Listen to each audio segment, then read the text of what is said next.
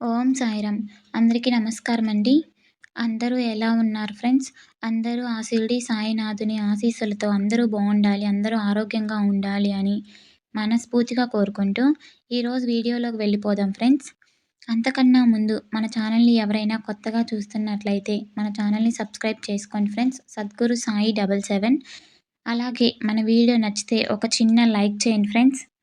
ఈరోజు బాబాగారు మన కోసం ఒక చక్కటి సందేశాన్ని తీసుకొచ్చారు ఫ్రెండ్స్. అది ఏంటో బాబాగారి మాటల్లోనే తెలుసుకుందాం. మానవుని అభివృద్ధిని నిరోధించే శత్రువులు 6 ఉన్నాయి. అవి కామం, క్రోధం, లోభం, మోహం, మదం, మాత్సర్యం. ఇవి మనలోనే ఉన్నాయి. దైవం మానవునికి బుద్ధిని ప్రసాదించాడు.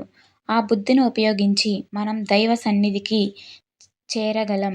కానీ మనలో ఉన్న ఈ శత్రువులు మాటి మాటికి పడుతుంటాయి. అయితే ఇంద్రియాలు, మనస్సు కూడా ఈ శత్రువులకు లొంగిపోతూ ఉండటం వల్ల మనం తప్పు దారిలో పడతాం. దైవం మీద నమ్మకం వదలనివ్వకుండా ఒరిమితో బాబా నన్ను మంచి దారిలో నడిపించు అని సాయిని శరణు వేడుకోవాలి.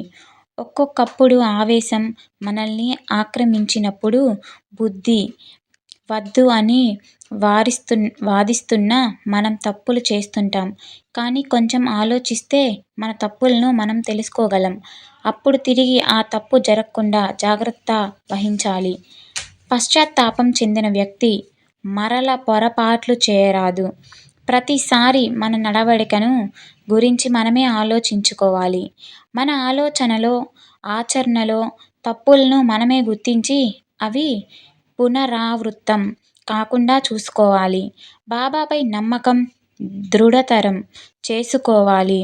బాబా ఎడల మన విశ్వాసాన్ని దృఢపరుచుకొని ఎదిరిస్తున్నంత కాలం అవి రోద చేసే పక్షుల్లా దూరంగా ఎగిరిపోతాయే కానీ మన తల మీద గూడు కట్టడానికి ప్రయత్నం చేయలేవు.